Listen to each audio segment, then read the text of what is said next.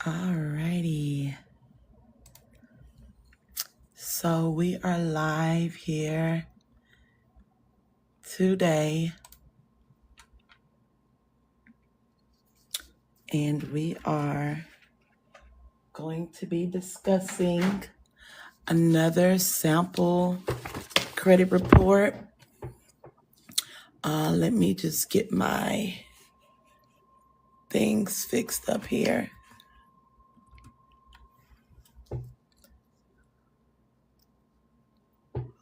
Alrighty.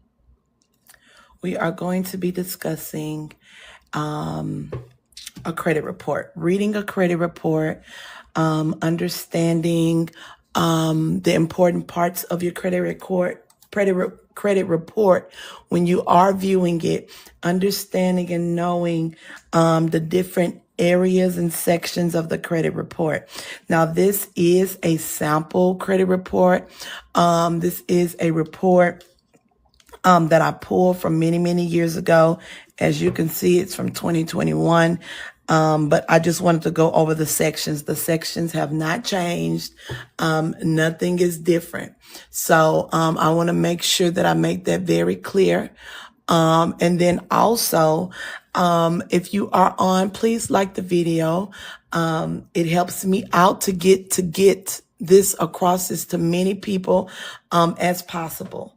All right. So let's look at this credit report here. I have blocked off personal information just because I do not, of course, want that information out and about. But there were some things that I left kind of unmarked off, so to speak, so that we can kind of get a gambit and see exactly the different sections and area of this credit report. All right. So every credit report will start off with your personal information section. Okay. Every credit report is going to include your personal information section. What is included in the personal information section? First off, your credit report is going to include your credit score from 3 bureaus. Now, there are more than 3 bureaus, but your credit report will only include that from the 3 bureaus. That is TransUnion, that is Experian, and that is Equifax. Okay, TransUnion, Experian, and Equifax. These are the 3 credit bureaus that report, or that the creditors pull. It's a combined report that lists all 3 separately. Another thing that's going to be listed on here are the credit scores for said bureaus. Okay, these are the credit scores for said bureaus. Okay, so for this particular report, TransUnion has a score of 617. Experian has a score of 599. Equifax has a score of 595. Okay, and so every report is going to start off with this personal information section. There are different things that are included in this personal information section. Okay. The first thing you're going to see on your report is the name. Okay. The name is the very first thing that you will see. You will also see a section also known as, okay. This is just going to be another section for your name. Nothing really important. A lot of times it'll have, like, if you've filled out applications. So a credit report is compiled of every bit of information that you have filled out. And it compiles into a report. It combines all into a report. And what happens is that report, then spits out, after it does calculations, it then spits out, a credit score. So that's why you will see a credit score here, listed, but it's going to have the other variations of the names that you have, applied for. And then also what will be included is your date of birth. Okay, pretty self-explanatory. Now this section, like I said, I did cross this out because this is someone's personal information, but I do want to tell you about I do want to tell you about the current address and the previous address, okay? The current address is your current address. So you want to look at this address to make sure that it is whatever address that you have listed. You want to look to make sure it is your current address, okay? Now, let's say that you pull this report and you find out, okay, this is a very old address listed here. What can I do? There are ways that you can go about updating. There are ways you can go about updating the credit report. But you want to make sure that this is accurate. Now, the next one, which is the previous address section here, or part in the personal information section, the subsection of the previous address. Now, it is important that you look at these addresses if they are incorrect. Now, me personally, I personally don't feel like your previous addresses should be here. And there are ways that you can remove these, but they will have addresses from way back when, and you don't want those addresses on your report because it affects in terms of like when you are applying for something or when you're trying to dispute something off of your credit report. It does reflect that, okay? And then the last section in the personal information section is your employer. We'll have your employer. There's no need for two employers to be listed.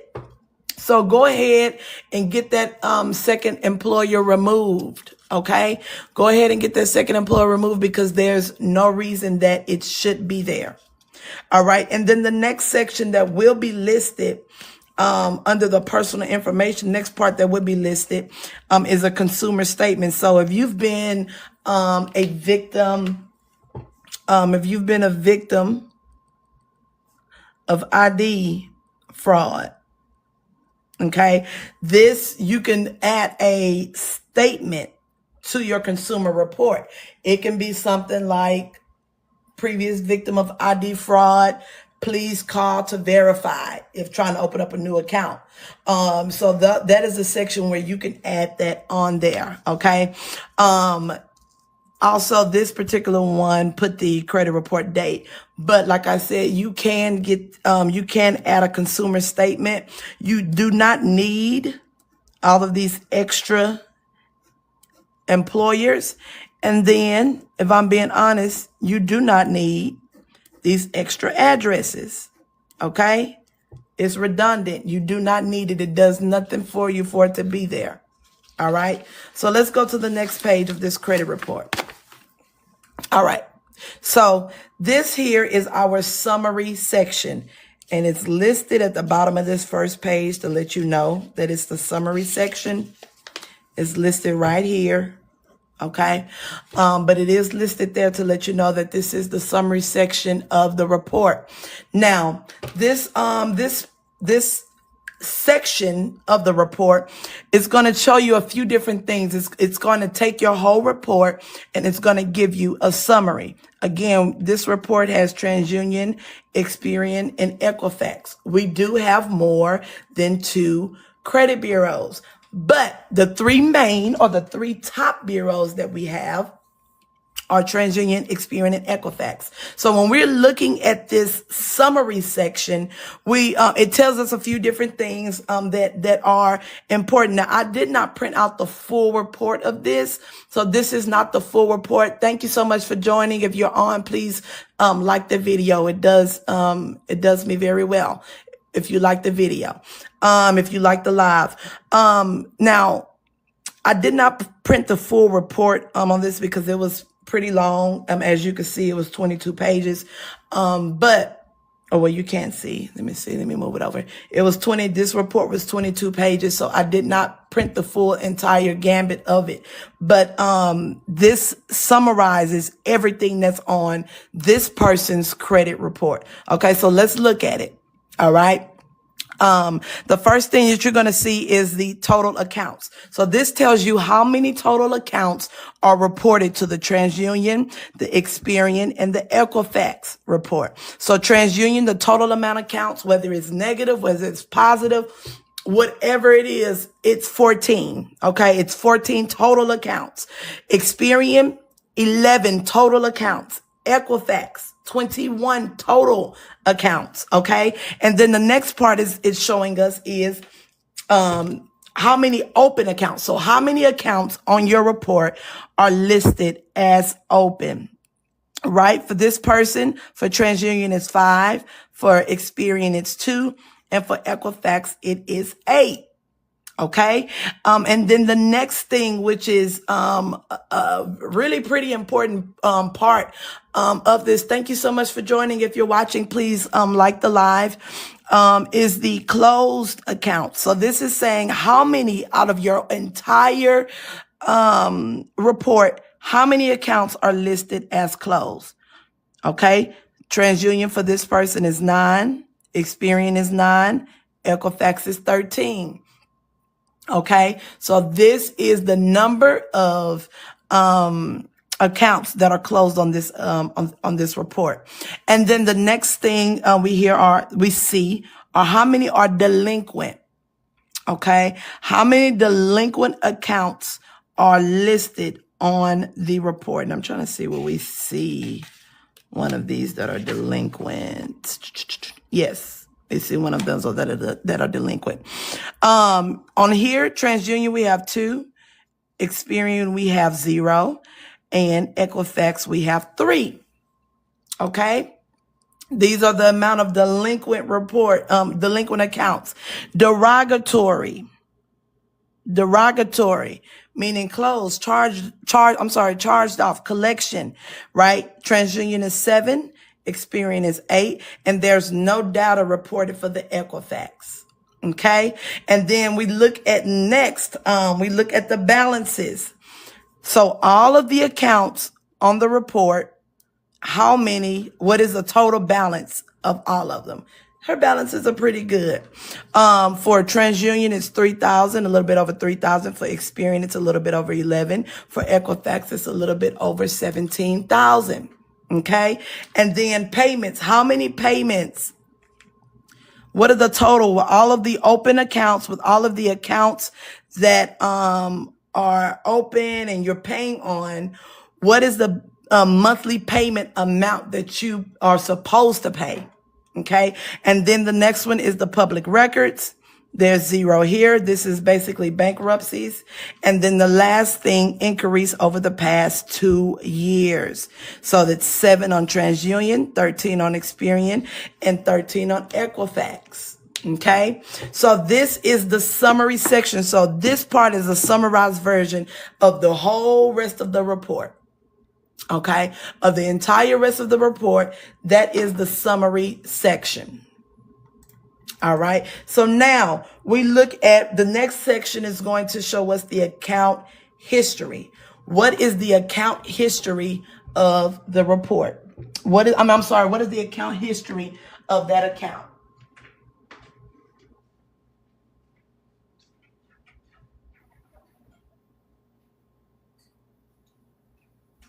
Okay. My bad. I had to turn the heater off because it got too hot. But what is the account history of each of the accounts that you have listed on your report? Okay. So let's look at it here. So account history. This account is with Capital One. Okay. This is a Capital One account. It will have the name listed. Now, every account is going to have a whole gambit of information. Okay. Every account will have a slew of information for you to understand what the creditors are posting. Now, it is your job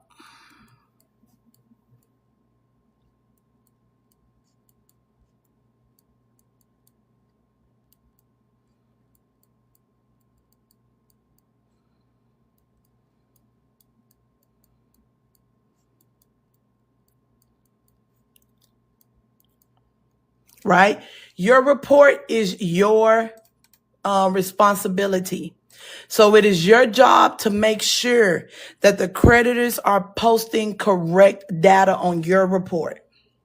It's your job to make sure. So it's your job to understand what exactly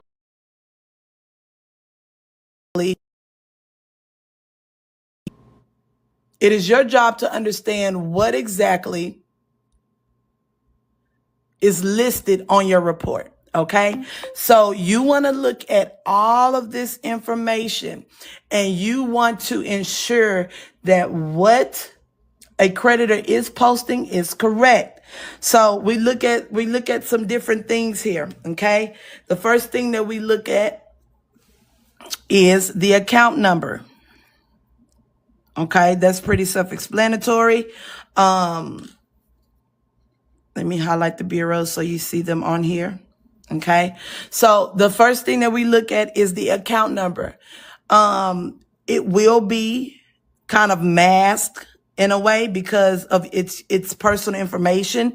The next thing is the high balance.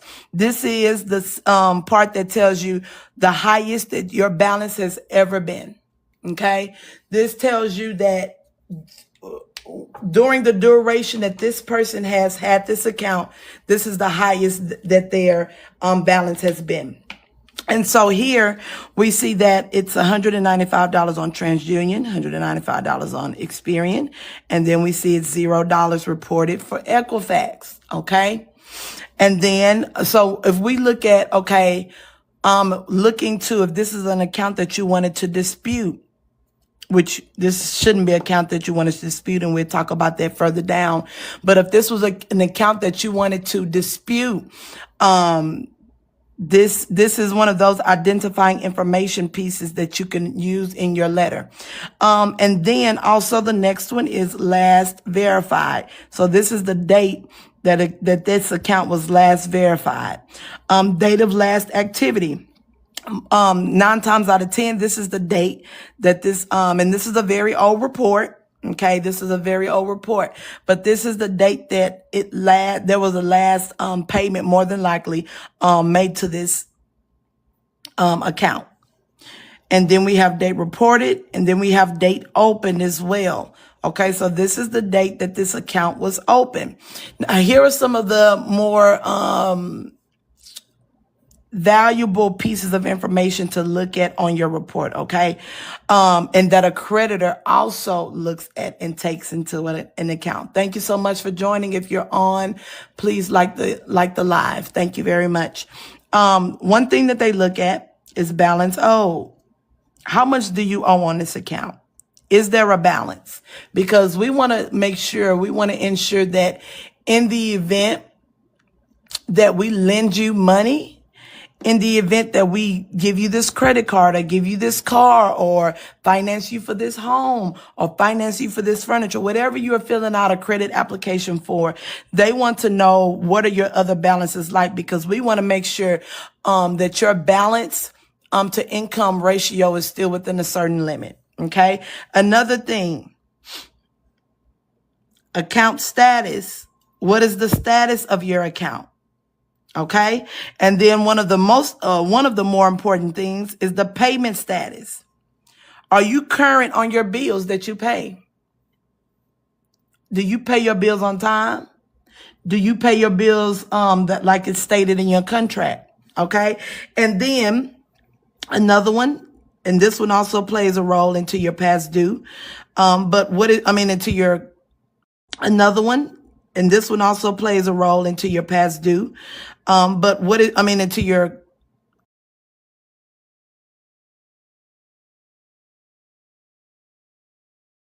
past due amount on this account.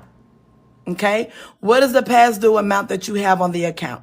And then also here, we can tell here by this part here that this is a credit card, which was pretty much self-explanatory. We knew it was a Capital One and it wasn't Capital One Auto. So, but this tells us that this is a credit card and the credit limit was $200. Okay. The credit limit, they gave this person a credit card and the credit limit was $200. All right. And so we can tell that the highest balance, they got up to about $200 is, in the highest that their balance has been. But that's what that is. All right. And then let's go over to the next part. I'm not going to really go through this, account here, but I am going to, show you some pieces of information. So we talked about this high balance. This is the balance, the highest that the balance has been. This is showing how much that this person owes for this. Let me go here, high balance. And then this is big money financial. So this is a loan. Okay. This is a loan that this person got. All right. What is the status of this account? This account is in collection or charge off. Okay. And like I mentioned, a creditor will, like I've mentioned before, a creditor will list some notes. So this is the charge off amount. Okay. This is the charge off amount. This is the amount. This amount is the amount when we charge this account off. This person basically, this balance started off at $2,800.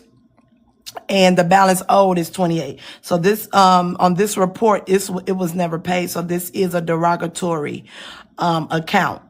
And then it also tells you what the past due was at the time of them closing the account out, which was at 90 days. Here you can see it was 90, they had 3 90-day late payments. And so because they had 3 90-day late payments, they went ahead and charged off this account.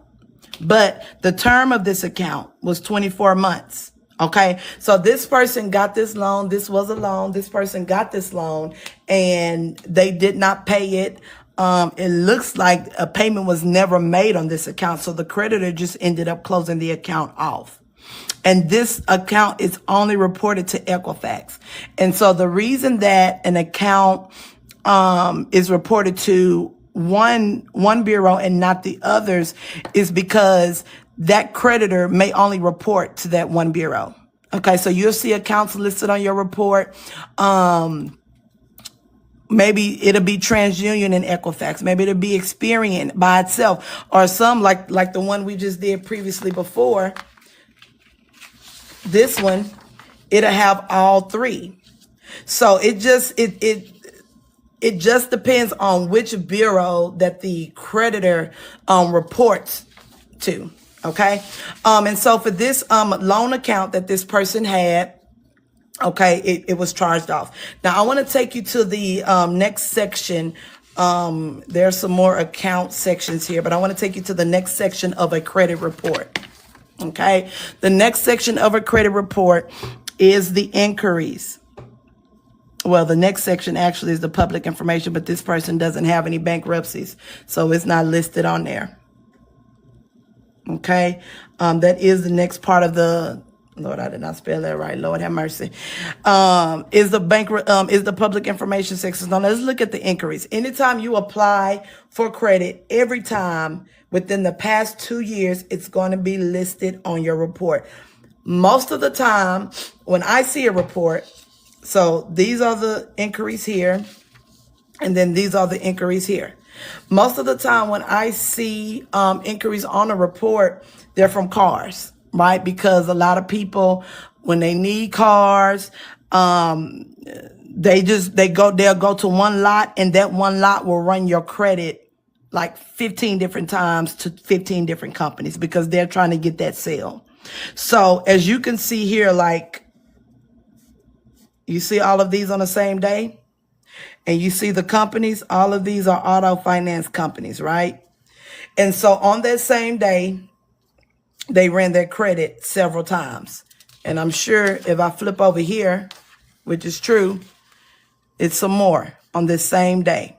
Okay. Cashable, Santander, CarMax, Capital One Auto Finance. Okay. So these are all on January 8th, 2020.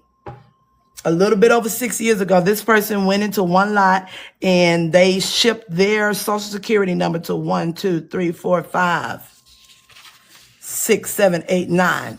And I can tell you that that person's score that day probably dropped between 9 and 10 points from these inquiries. Okay. Their score probably dropped from all of the inquiries just on that one day. So what can you do in the event that you want to purchase a car or you want to get a car? The best thing to do is to go to your bank and get a pre-approval letter, and you take it to the dealership. It'll be best if you had a credit union, because they have the best rates. But you can go to your bank, especially if you've been banking with them for a while. You can go to your bank and you can tell them that you're looking for a vehicle, and they will run your credit just with their bank. And if you're approved, they will give you an approval letter with the approval amount. And what you do is you take that, it's pre-approval, and you take that letter to the dealership, and they look at the amount and they tell you, okay, these are the cars that you can shop within this value here. So let's say that your credit union pre-approves you for, let's say, $20,000. So your bank, credit union, they pre-approve you for $20,000. They print you out, they send you a letter, they email you a letter, and you print that letter out and you take it to wherever you go, whether you go to CarMax, whether you go to Drive Time, don't go to Drive Time, whether you go to what's the other one I got a car from before? AutoNation. So wherever you go, you could take that letter, and they will show you the vehicles that are within your pre-approval amount. They will not shop it, and you will not have all of these random inquiries on your report. Okay, so that was a free thing for you. There you go. Happy New Year, Merry Christmas. All right, so here's another day. Maybe this person right here they was trying to get them into a vehicle. They say, I need a car and I need it now. Here's another day where so the first one was the 8th of 2020, and about a year earlier, on the 16th, here we go again. Capital One Auto Finance. Capital One Auto Finance is real sneaky because these are both Capital One Auto Finance. These are both Capital One Auto Finance, but Westlake, Santander, CarMax. Here's another Capital One. See, they're all named differently, but they're 3 different inquiries. American Credit Acceptance. I think that's the last one on that day. So these are all, this person went that day and they tried to get a vehicle. And like I said, rather than going to your bank, telling your bank, look, this is what I need. Thank you all so much for watching. Please like the video if you are on. Rather than going to their credit union or their bank saying, this is what I need. I need a vehicle, pre-approve me, please.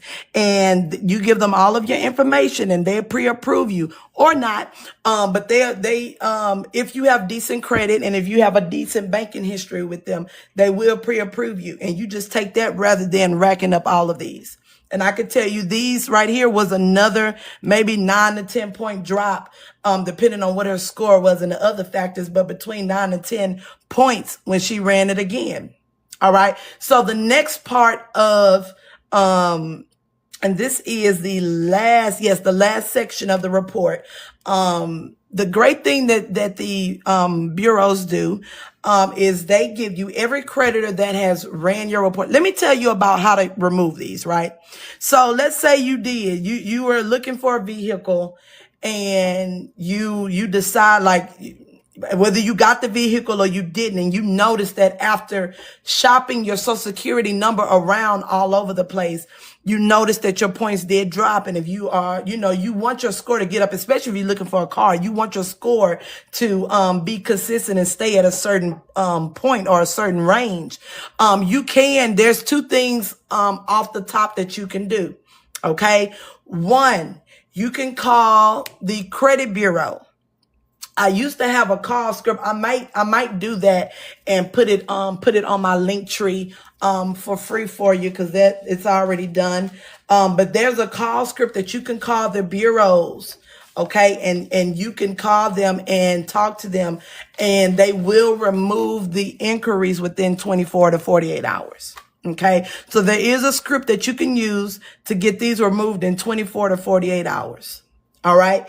The next thing that you can do, which is what most people do, is thank you so much for watching. Please like the live if you are on. The next thing that you can do is you can send a letter to the credit bureaus. So each of these inquiries tell me which creditor, and see, this is why I don't like Equifax, because Equifax, why? Just why Equifax?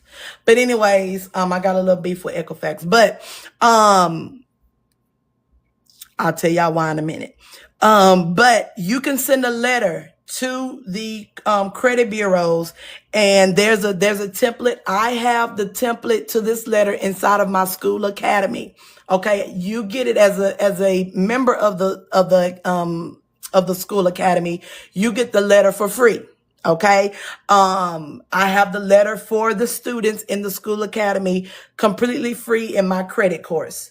I do a credit course. I do a budget course. I have a mindset course, and we talk about these things. We talk about finances. We cover these things in my school, academy, and the link is also in my bio. It is $9 a month to be a member of the school. Very cheap for a very cheap, very small investment for a large financial gain that you would receive by fixing all of this up. Okay. So you can send a letter to them. Please remove it. And 9 times out of 10, they remove it. That 1 out of 10 that they do not remove it, you can send another one a little bit more aggressive and it's gone. All right. So the last section in this part here, the last section in the report, every creditor that pulls your report, they leave a stamp, so to speak. Okay. They leave a stamp. And it's going to be the creditor name, their address, and their phone number. Okay. So let's say like one of these other accounts that we went through, right? Let's look at this one.